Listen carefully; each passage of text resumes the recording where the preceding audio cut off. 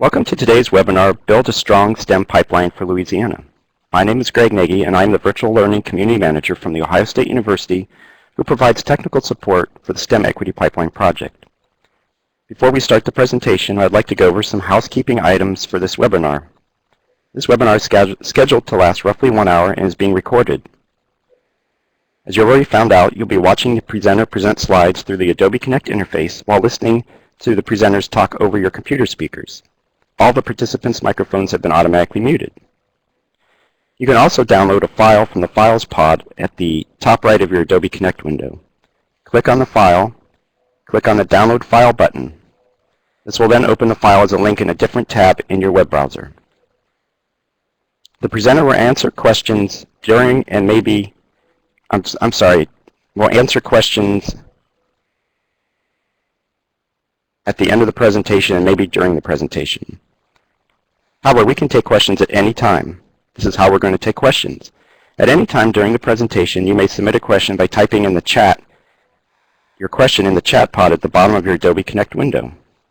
We will read and respond to these questions at the end of the presentation. I would like to start the webinar by introducing Mimi Lufkin, CEO of NAEP. Mimi? Thank you very much, Greg, and welcome everyone this afternoon. I'm glad you're all here. I'm very excited about today's webinar on Build a Strong STEM Pipeline for Louisiana. The National Alliance for Partnerships and Equity has a project that we've been working in Louisiana and trying to assist schools and partners there in integrating equity into STEM efforts that are going on within the state. And the state leadership team is responsible for this webinar today. Many of those members are participating as presenters today, but there are also others who have been involved in the background in putting this together, and I'll recognize them at the end of the webinar. I want to thank all of you for joining us today, but I also want to thank the presenters that are here as well. We have a fabulous group with us.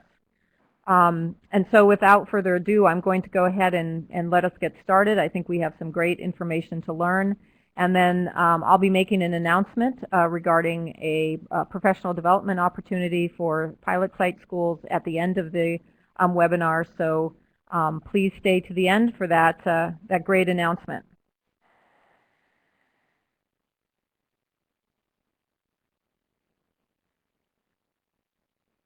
In case you ever see me on the street, this is what I look like. First of all, I'd like to say that we have a video that we're going to show. The First Lady of Louisiana, Spria Jindal, was kind enough to video a welcome for all of you. For those, I'm sure many of you are familiar with her. She currently serves as the youngest First Lady in the nation and is the only first spouse in the country that holds a degree in engineering. She has a particular love for science, technology, engineering, and math from her own background, but also because of her interest in education and particularly in STEM literacy. Ms. Jindal has established a nonprofit foundation called the Spria Jindal Foundation for Louisiana's Children that's working to modernize Louisiana classrooms by bringing interactive technology into as many Louisiana classrooms as possible. She has a chemical engineering degree from Tulane, where she, after graduating, went to work at Monsanto Chemical. She also has an MBA from Tulane as well, and recently completed her coursework towards a PhD. So without further ado, I'm going to ask Liz Biddle, who's our program manager for the work that we're doing in Louisiana under our STEM Equity Pipeline, to go ahead and transition the screen to the video. Louisiana, as well as for the job demands of the 21st century. Hi, I'm Spria Jindal, and I'd like to take a moment to talk with you about the importance of STEM education for both students in Louisiana, as well as for the job demands of the 21st century. As demand for scientists and engineers continue to grow, it's important for us to focus on increasing participation in STEM-related programs of study. After visiting hundreds of classrooms across Louisiana, and being a chemical engineer and a mom myself, I've seen firsthand the importance of a math and science-based education and its correlation with preparing students for rewarding, high-paying jobs. It is my sincere wish, with the support from companies and individuals, as well as with the hard work and dedication of educators, that each and every classroom in Louisiana serve as an innovative and enriching learning environment, one that truly gives Louisiana students the ability to thrive and progress. Here in Louisiana, we are so blessed to have career opportunities in forestry, seafood, oil and gas, agriculture, medical, and the chemical industries, to name a few. All of these industries seek employees with strong math and science training. Together, we can promote cross-section collaborations that share workforce trends along with educational best practices, establish a common vision for STEM-rich teaching and learning experiences, and support STEM growth policies. With the common goal of growing STEM-related education, we can ensure a brighter future for Louisiana's children and truly build a competitive workforce that will take on all challenges with success. Thank you so much for listening, and more importantly, for your interest in the STEM education of Louisiana's children. Together we can build a brighter future. May you always believe in Louisiana, and know that Louisiana believes in you.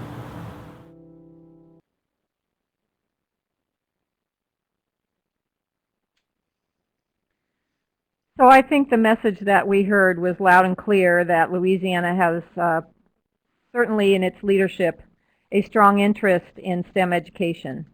And we here at the National Alliance for Partnerships and Equity agree with Ms. Jindal in that regard and are here to try to help and support our leadership group in Louisiana to expand STEM education. And part of that effort is through this webinar. And so I'd like to go ahead and present to you our next two presenters.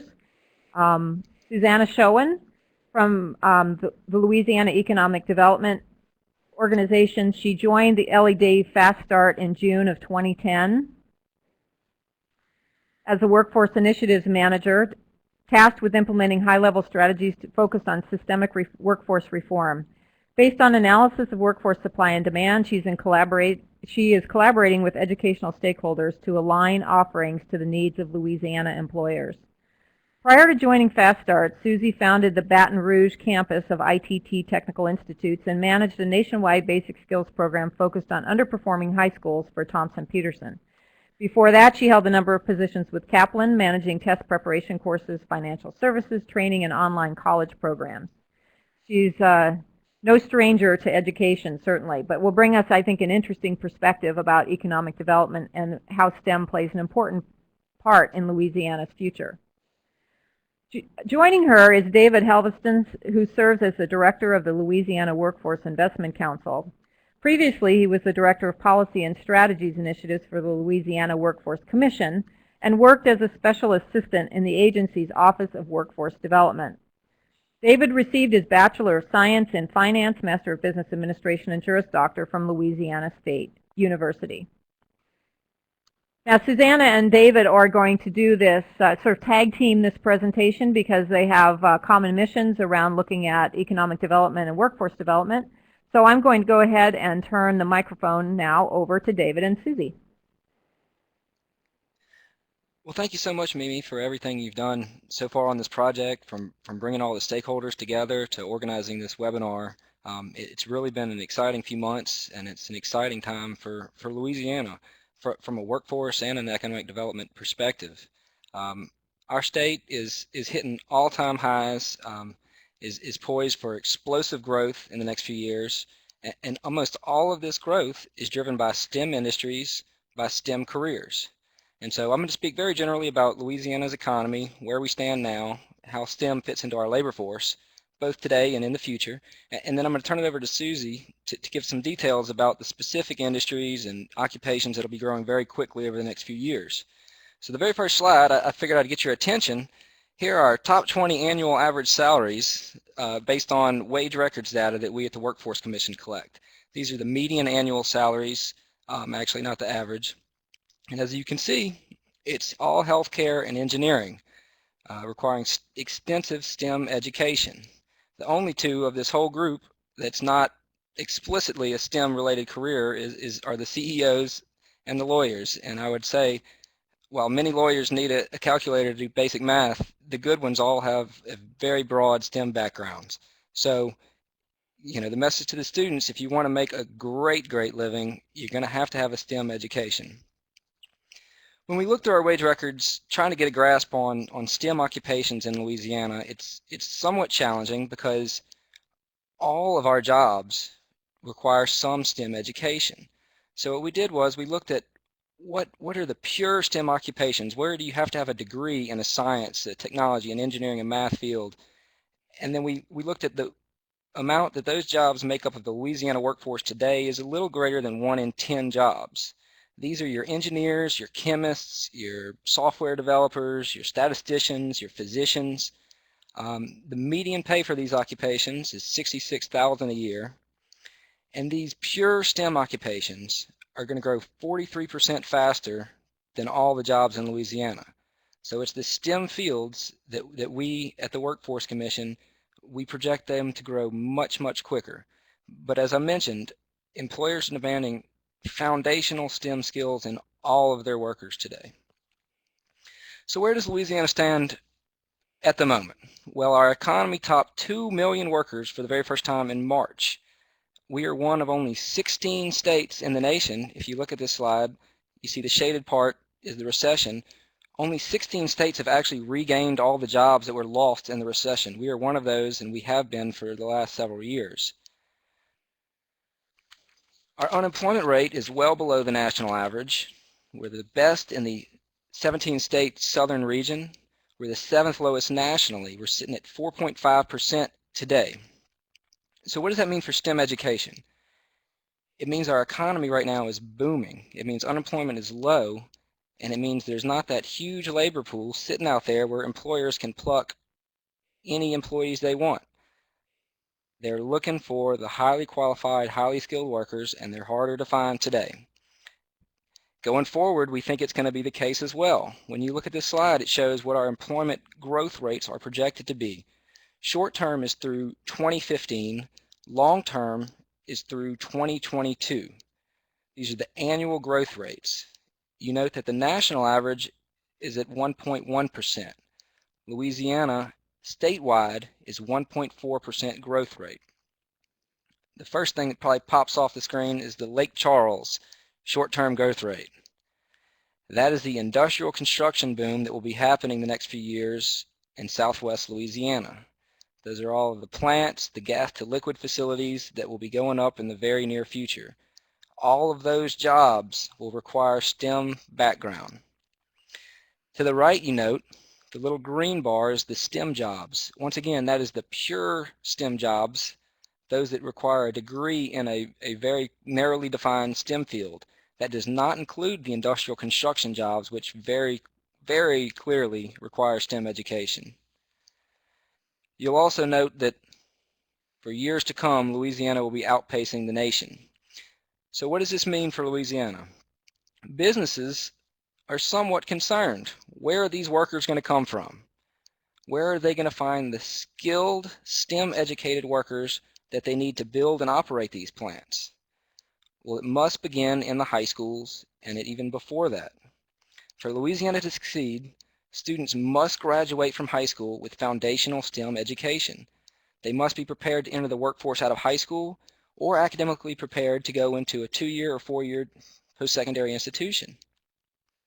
Susie and I have worked very closely over the last few months with our higher educational institutions as well as our K-12 institutions, working very specifically to align the pipeline, the educational pipeline, to meet this projected demand. It's very apparent that our 2-year and 4-year universities at the moment are not producing enough STEM graduates to meet our projected workforce needs, but they are aligning to meet that demand through a number of policies. We've also worked very closely with business and industry, specifically some of the major contractors that will be coming into the state to build these plants, to operate these plants, on recruiting some of what they call non-traditional women and minorities into the non-traditional careers. This industrial construction boom is going to require recruiting workers from all walks of life. There just simply are not enough people to fill the demand, and they realize that. So they're developing strategies to communicate to women, to communicate to minorities, that a career in an industrial facility is a clean, safe path to the middle class. It's not a dirty job for smelly men, for the blue collar, that it is a way to the middle class that should be available to women. If you have a foundational STEM education, if you get an industry-based certification, you can provide a middle class way for your family as a woman. One last slide and I'll turn it over to Susie.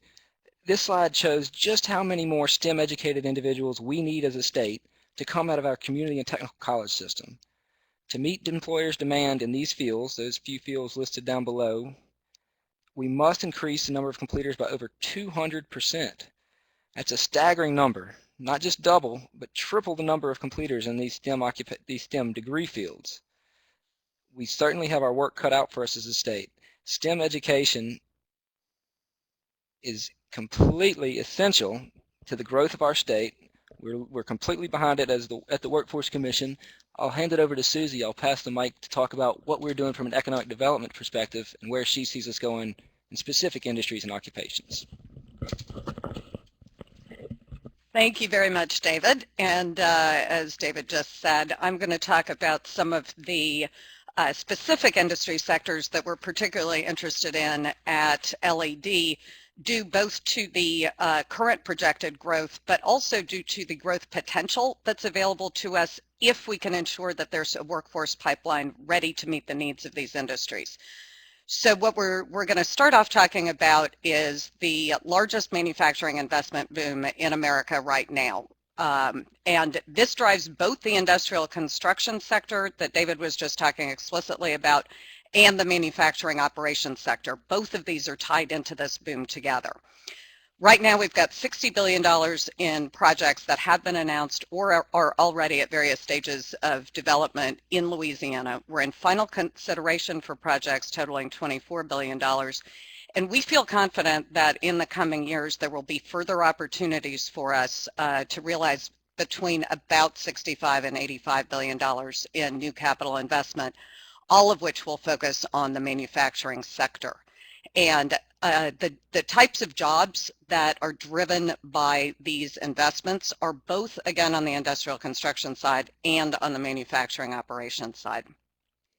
The project wins that LED has realized since 2008 have produced commitments to over 135,000 new jobs in Louisiana. And I just want everybody to think about the magnitude of that number given our population. We have a state population of about 4 million people. And if we think about the impact of 135,000 new jobs on our state, it's truly inspiring to think of the opportunity that's in front of us.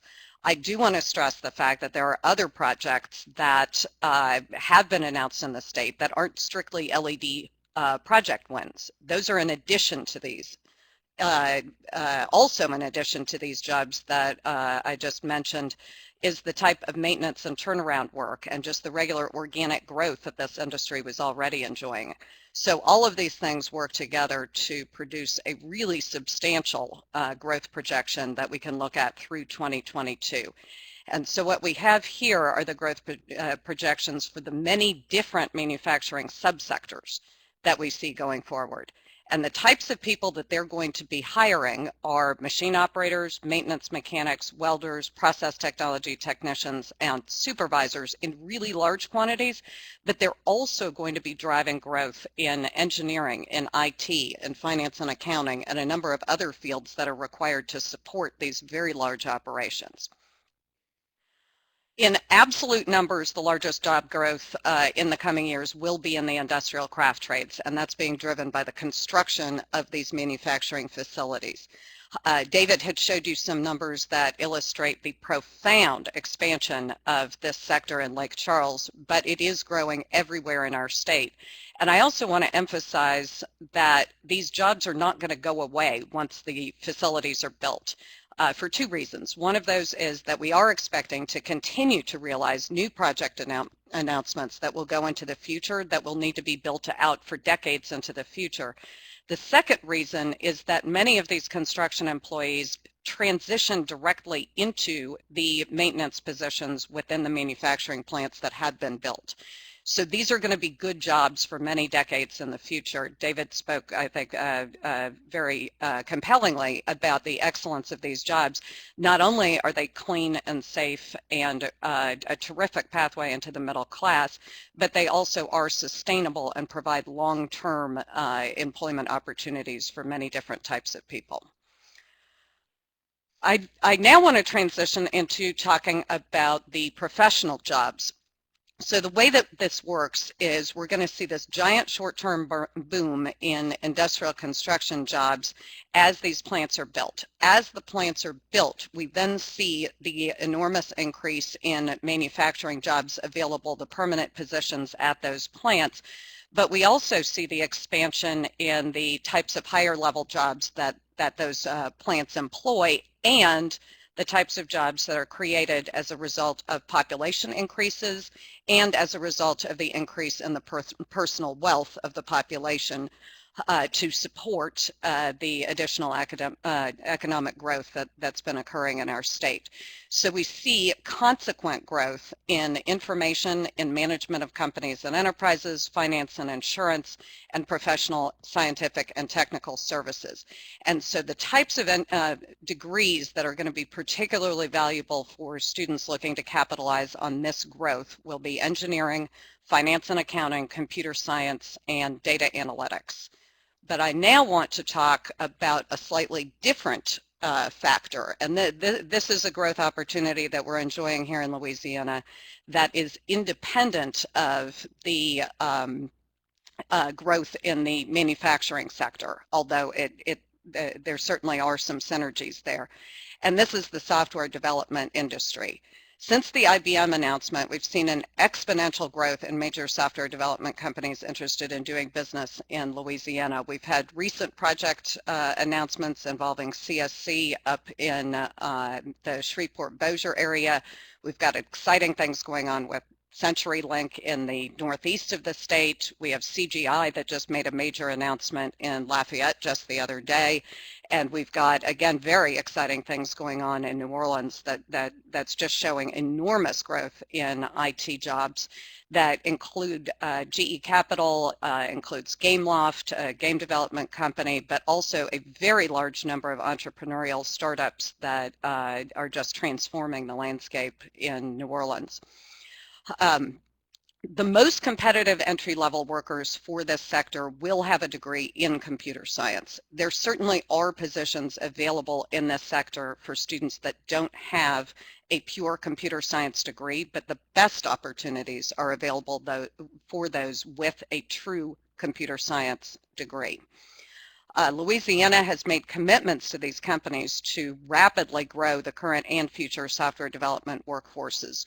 So we've put an enormous amount of investment into our higher education institutions, and there are prospects for many other investments that I think many people are aware of that are going to be truly exciting as we move forward. But in addition to this, we're going to need to see really organic grassroots efforts at the city, the local, and the regional level. We're going to need to see lots of efforts associated with the Department of Education with our K-12 systems. And what we really want to see is a lot of industry involvement in helping to make the case to our young people that STEM jobs are terrific jobs. The types of jobs growth that we're looking at relative to software development are really extraordinary, and the absolute numbers of new jobs that will be available to our young people in these fields is staggering. The implications here is that our long-term growth really is dependent on a quality workforce.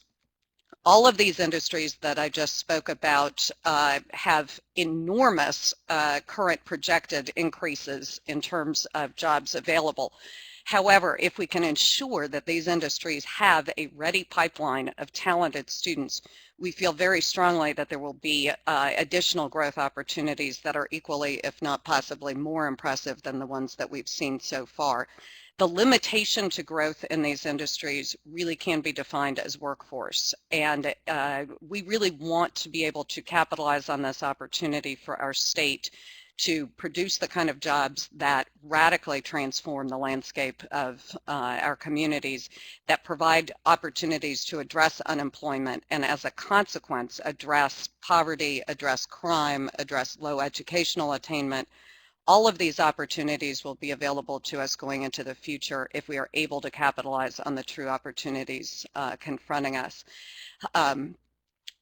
The way that we capitalize is to make sure that we are educating our parents, our young people, and everybody who's advising people on job opportunities about the truth of the opportunity. And that is that the most economically rewarding bachelor and graduate degrees will be in engineering, finance and accounting, computer science, and data analytics. And we're going to need the most people there in engineering and in computer science. And the most rewarding two-year degrees and industry-based credentials are going to be in computer and information science and finance and accounting, typically leading to four-year degrees. But what we're seeing is that there's a lot of job opportunities for people who have two-year or lower certifications or credentials in these fields, who are able to go into the workforce in the short term and then return later to continue on to a bachelor's degree or higher and escalate their career opportunities that way. Engineering, technology, construction crafts, and industrial production are absolutely critical.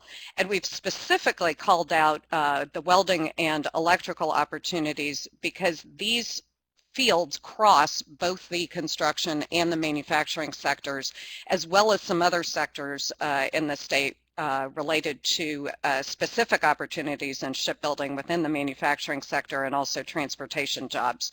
So welders and electricians are going to be able to really be very successful in their careers going forward here in the state, and we want to make sure that people are highly aware of that. Graduates in these fields should be competitive for nearly all of the high demand entry-level openings Louisiana will see in the coming years. The point of today's conversation is to discuss STEM fields, and I'm sure it's not lost on anybody that every single field that I have talked about so far is a STEM field and requires sophisticated STEM backgrounds. We don't always think of our construction crafts as requiring extensive STEM preparation, but I assure you that if you think about what's actually going on with somebody building a staircase, you really want them to have a foundational understanding of geometry and so forth. There are lots of highly technical STEM skills involved in those fields.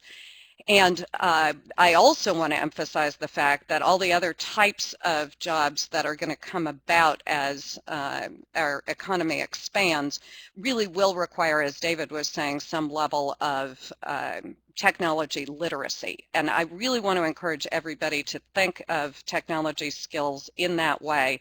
Literacy, there's no such thing as a non-STEM job anymore. Every job is a technology job. And we need to think about technology literacy in the same way that we think about reading and math skills. So as we are talking to students who are majoring in non-STEM fields, we need to make sure that nevertheless they have foundational technology literacy, whether that comes through using technology in the course of their studies or minoring in a technology field, etc. We really want to emphasize that fact. And then I just want to talk about expanding the pipeline to include women and underrepresented minorities. David alluded to this earlier, and I want to say it explicitly. We will literally not have enough people in our state to make sure that the opportunities that we have in front of us can be taken by Louisiana citizens unless we pull these women and underrepresented minorities into the pipeline. From the business perspective, what we hear at LED all the time, every day, is that our companies that are hiring have very aggressive diversity goals. They really care about this. IBM is a terrific example. They've explicitly stated their goal to hire 50-50 male and female workers here in the state of Louisiana. It is absolutely critical to our companies. They are bought in that diversity matters and that they need to expand the pipeline to include previously underrepresented populations.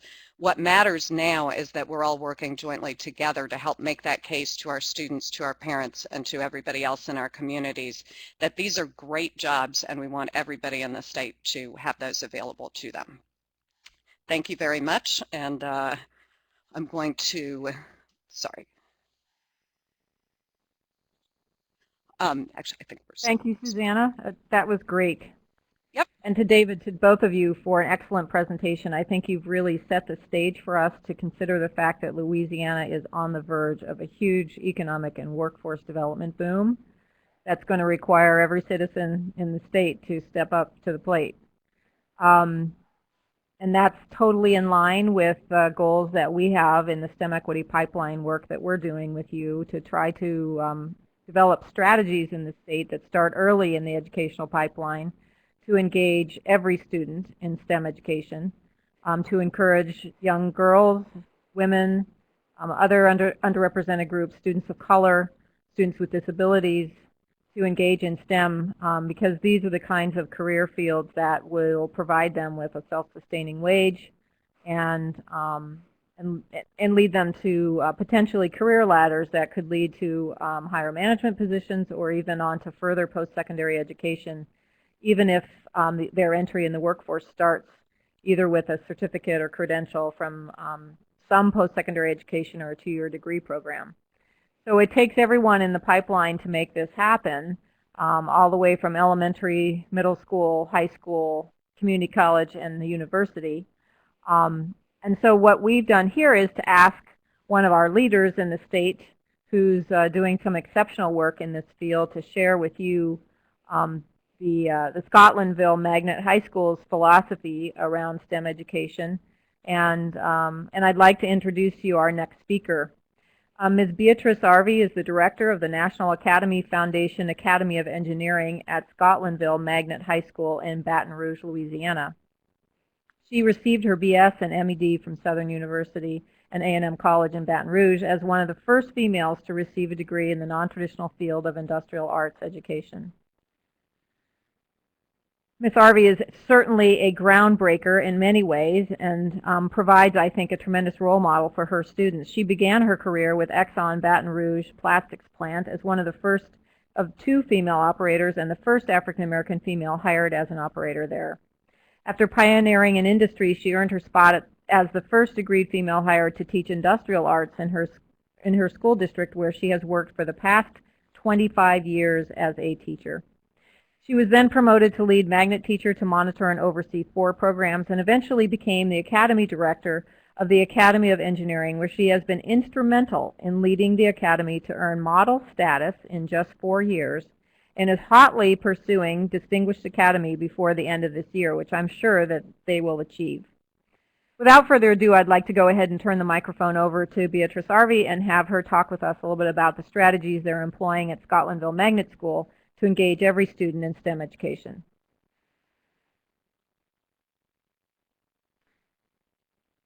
Beatrice, I think your microphone is muted. You'll need to go to the top of your screen where the microphone is and click on it so we can hear you.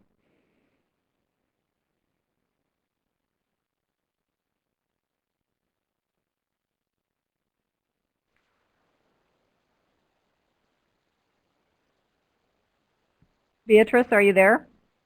I'm here. There we are. I can hear you now. Okay, great. Why don't you go ahead and get started? Okay. Of course, you know, we're here in Scotlandville, at Scotlandville Magnet High School, and we do have the Academy of Engineering. And what we're charged with talking about today is how schools can take action to grow the STEM economy. And we're going to talk a little bit about what we do to prepare our students. One of the things that we do is provide a rigorous engineering curriculum. And I'm going to talk a little bit later about that. We also integrate STEM into our academic core subjects. Every teacher in social studies, science, English, and math are charged with integrating engineering for the students who are in the academy. We provide a work-based learning model.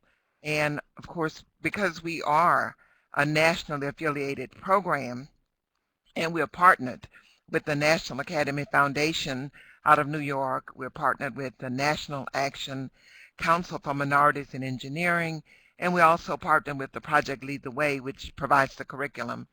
And then we have a strong community engagement part in our program. So those are some of the things that help us in preparing our students for the future. The curriculum that we use, as I stated, is a project Lead the Way curriculum, and we provide our students with 5 courses. We're adding the 6th course this coming year. In the Introduction to Engineering Design course, our students learn how to develop in the CAD program called Inventor. They learn to design, they go through the engineering process from beginning to end. In the Principles of Engineering course, it's all about the different kinds of materials. So they are exposed to the gears and how to build catapults, everything that relates to materials in engineering. So they're taking what they've gotten in the first course, and then they're getting the second course and being able to connect those two things in engineering. That's in 10th grade. Then in 11th grade, we offer our students 2 engineering courses, the Civil Engineering and Architecture and the Digital Electronics. The reason we selected those 2 courses is because, one, they were most economical for us, and then the other is because there's so much civil engineering and architecture in the Baton Rouge area, and then there's some opportunities for digital. We would like to have offered the manufacturing course because there is some manufacturing. It's not as much as there would be, and it's not as much as there is going to be over in Lake Charles, but it's not in this area, so we didn't exactly choose those 2 courses. Then in 12th grade, they take their Engineering Design and Development course.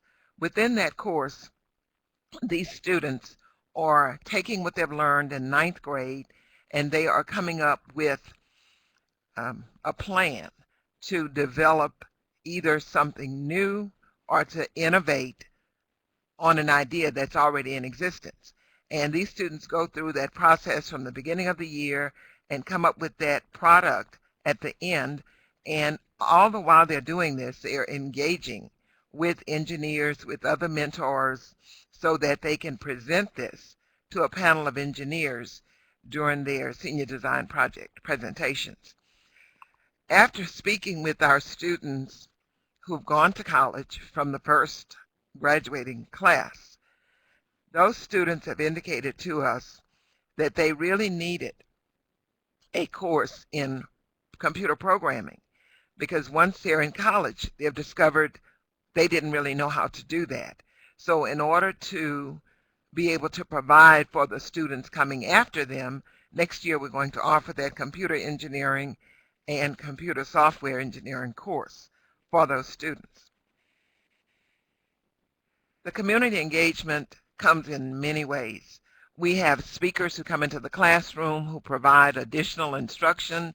It's not just for the students, but the things that teachers may not have been engaged in or may not have a broad knowledge of.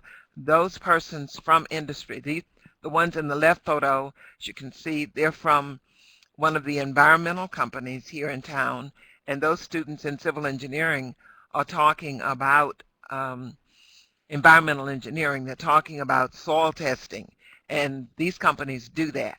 So they come in and give those kids a bit more than what the teacher would have been able to provide. The picture on the right, those students have developed or designed and built what we called a moon buggy. Now it's changed to a NASA Rover challenge. And the adults that you see in the picture are members of our Engineering Advisory Council. There are about maybe 35 members on the council, and they're from all of the different industries around. We have members from ExxonMobil, Jacobs Engineering, URS, Shell Chemical, Dow Chemical, CSRS Gerard, Formosa Plastics, and I guess I'm going to leave somebody out. But at any rate, there are about 30 different companies on that advisory council, and they meet once a month. They meet with students in the classroom also to show the students what it takes to become an engineer, and also to provide that extra for them. If they're working on a project and they have questions, we call these people in, and they go in the classroom and work directly with those students.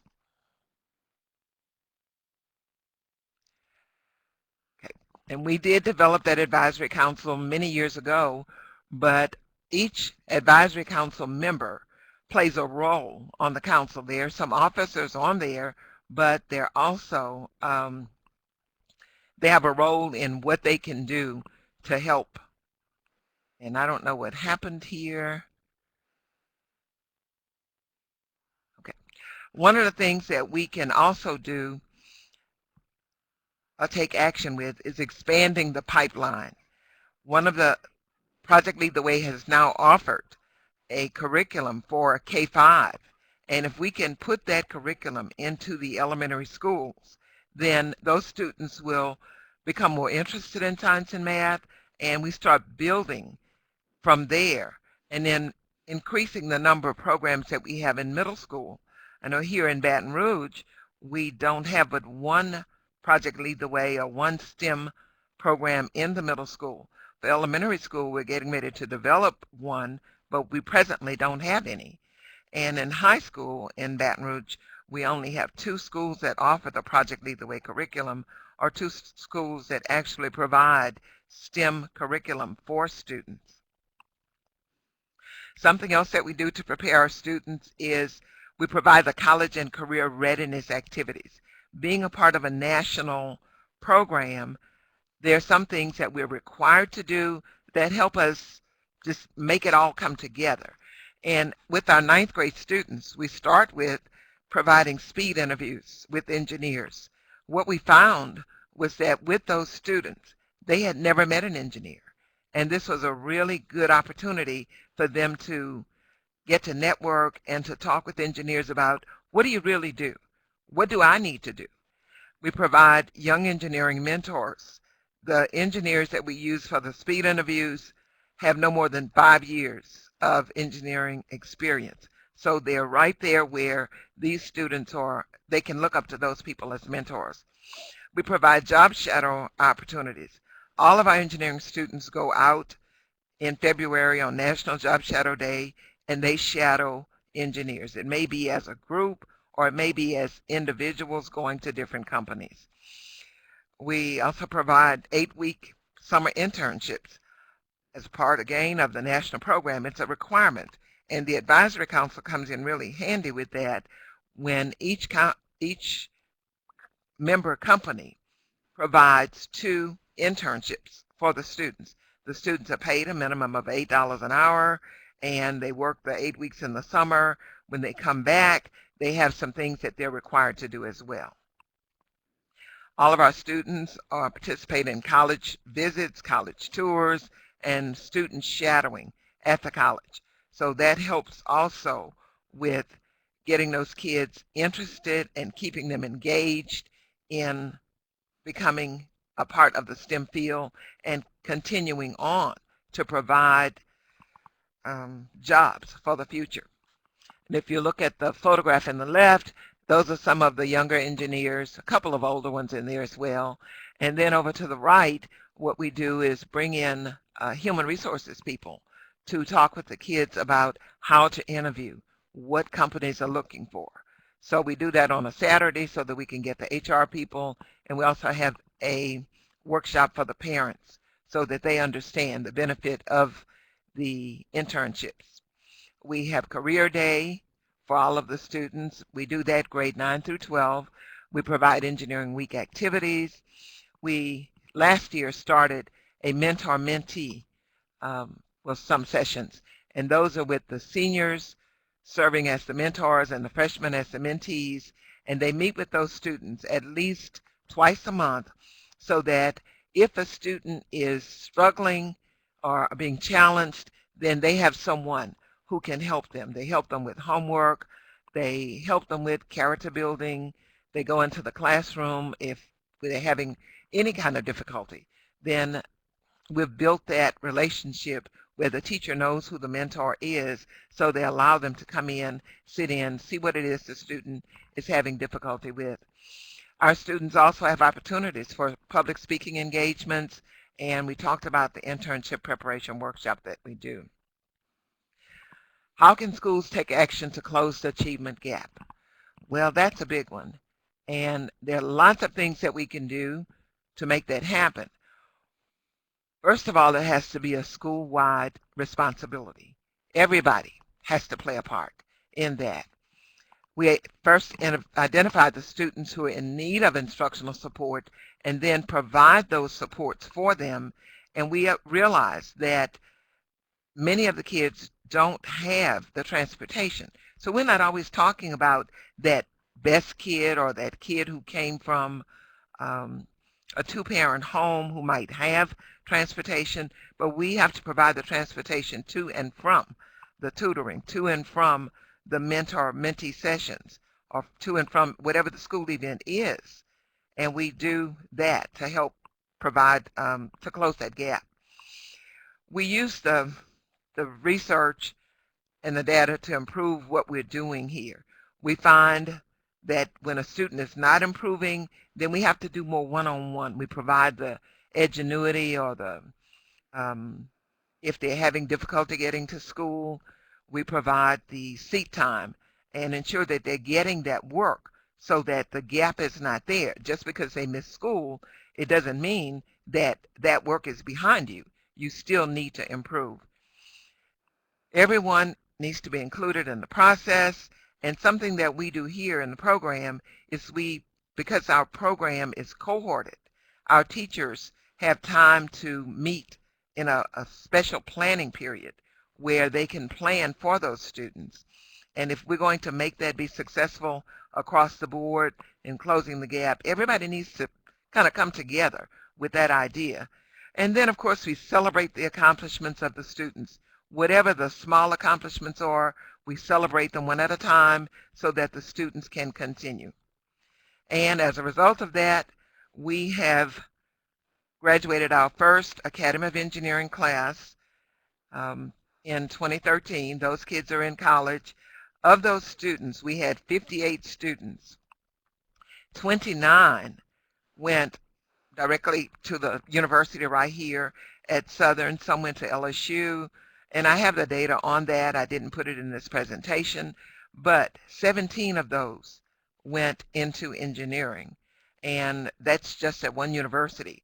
But totally, of the 58 who graduated, I think 42 went into engineering. Others went into STEM, into the military, and of course nursing, again, is one of the STEM fields.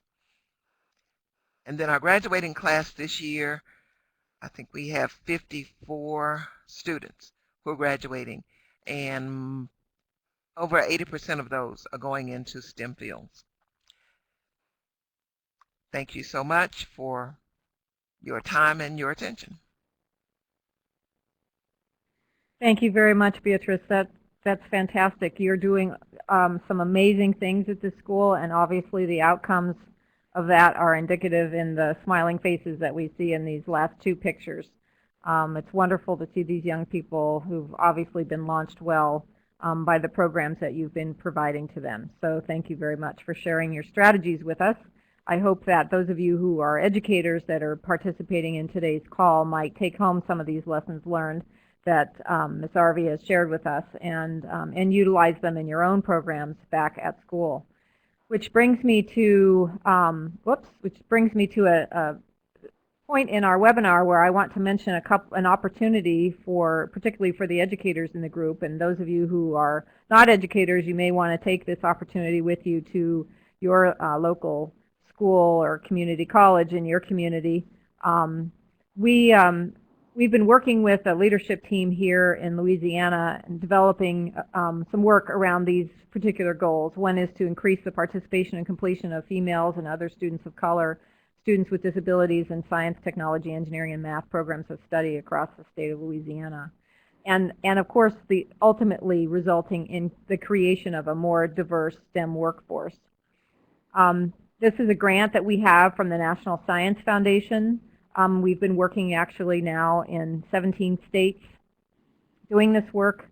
We're very excited about the outcomes we've seen in other states. So working in Louisiana, they have the advantage of the lessons learned from where we've worked elsewhere. And one of the things that we've developed over those years, this project's been in place now for 7 years, is a professional development program that's focused exactly on the things that Ms. Arvey was talking about. This is an opportunity for free professional development to be done in your school. We work with a team of administrators, teachers, and counselors.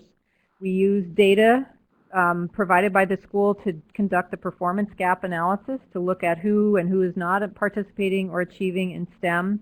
And then we bring the research to the table. We have a team of researchers we work with, and we've distilled the research literature from the last 20 years in this field and created a framework for professional development for educators, administrators, counselors on strategies related to recruitment and retention and transition of underrepresented students in STEM career preparation programs. This pilot site opportunity that we're opening up for Louisiana high schools and community colleges includes 3 days of professional development, monthly technical assistance with the team that's working on this particular issue, and it's a one-year engagement with the school. There will also be some resources potentially available for substitutes or stipends for those who are participating to support the team's engagement. What I'd like to encourage you to do, those of you who are on the call, you can access the pilot site application, which has lots and lots of detail about the project, the process that we utilize, as well as the application itself, in 2 different ways. One is up in the top right-hand side of the screen today, you'll see that in the Files pod, there is a file titled LASEP 2.0 Pilot Site Application. If you click on that and then hit the Download File button, you'll be able to download the application immediately. It'll open in a separate window, and you can save it into your laptop so that you can share the application with anyone via email or complete it for your school with your team. The other thing is we have it also loaded on our STEM Equity Pipeline website. The address is right there. I'll leave the screen up for a while so you can jot down that web address. And you can access the pilot site application there at any time. The pilot site application itself is due on June 27th.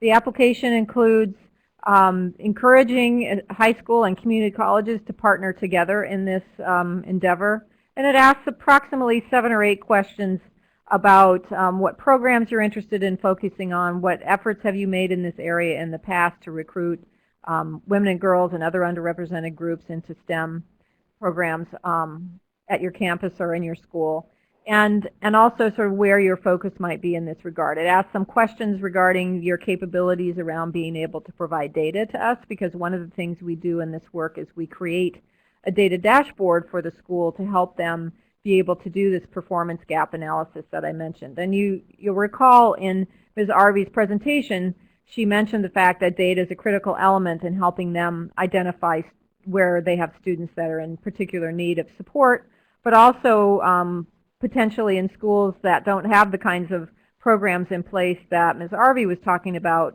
taking a look at where there are gaps in terms of student participation or access to STEM programs.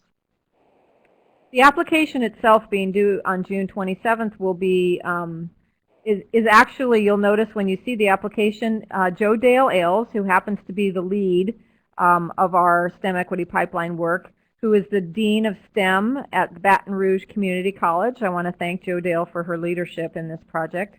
The applications will be submitted to Joe Dale. She'll be collecting those up and preparing them for the team to do a review to identify up to 4 schools that we'll be working with in the next school year.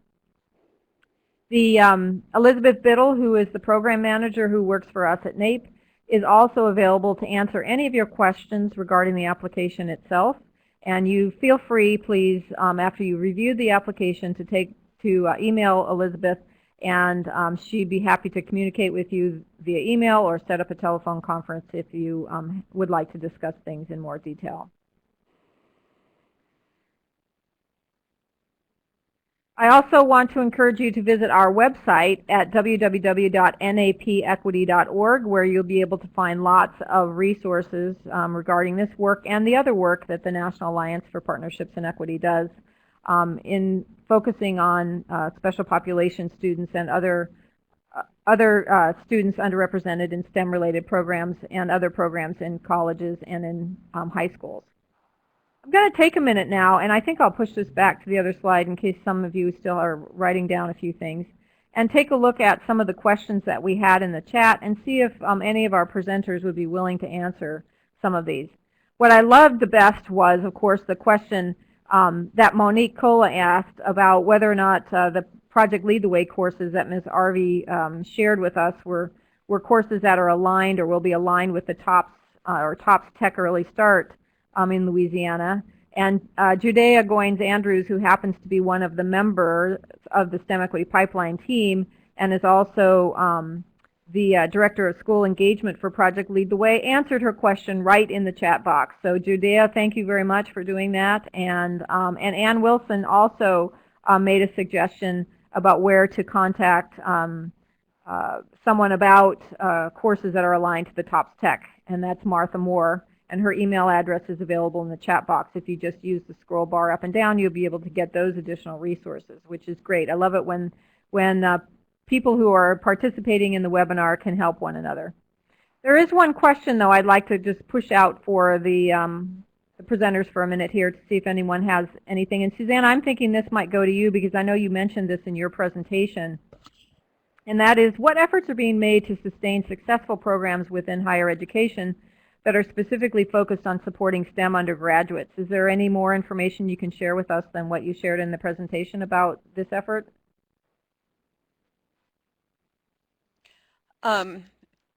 Yes, actually, I would love to take that question.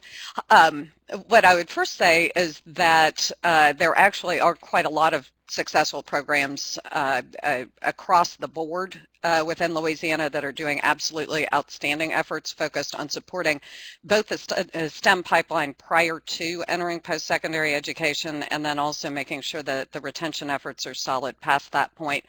I did see that Nick Altiero from Tulane is on our call today, and I just want to state explicitly that they have an absolutely amazing program going on down there. I can't honestly answer exactly how those programs are being sustained right now. So Nick, I hope you don't mind if I volunteer you possibly to talk to some folks about best practices, because I really have been very, very impressed with your program. There are also a number of other efforts around the state. The Cyber Innovation Center in the Shreveport-Bossier area does some really extraordinary work with that, and would probably be very happy to have conversations with anybody about sustainability. And then I also just want to talk about very quickly some bills that are going through our legislature right now that are focused on the Workforce and Innovation for a Stronger Economy Fund called WISE, that would provide targeted funding for programs in particular STEM areas that are of high priority to us in the state right now. And that initiative would be very flexible in terms of the way that schools would expend the funds assigned to them. And certainly I'm sure that efforts to support the STEM undergraduates would be part of what would be done there. Thank you very much, Susanna. I know that Nick looks like he's typing, so something may show up here in the chat from him. But I want to go ahead and wrap this up because we're getting near the end, and it looks like we're getting the accolades now in the chat.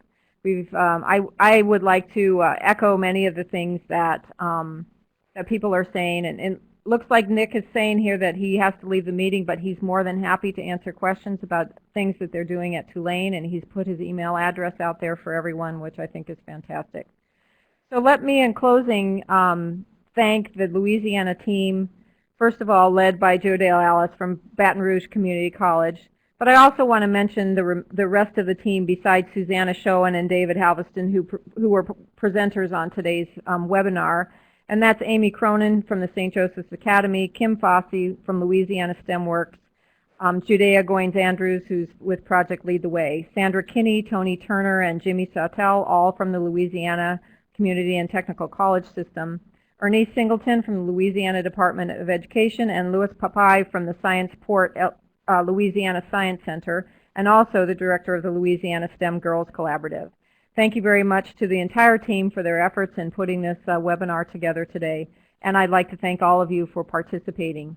We're going to go ahead and complete the webinar, and what's going to happen is that there will be a window that will pop open for you that will have the link to our evaluation survey. So I would really appreciate it if you'd go ahead and just click on that link and browse to the evaluation and complete it now before you get offline so that we can get some feedback about today's webinar.